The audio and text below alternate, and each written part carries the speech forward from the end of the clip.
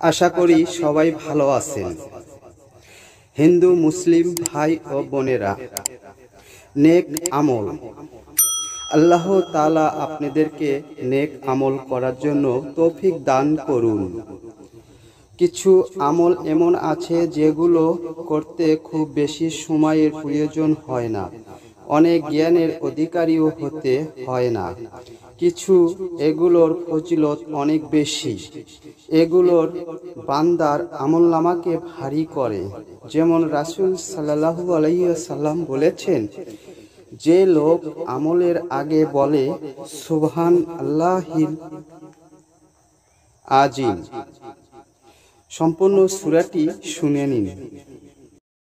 اللهم إنا نستعينك ونستغفرك ونؤمن بك ونتوكل عليك ونثني عليك الخير ونشكرك ولا نكفرك ونخلع ونترك من يفجرك.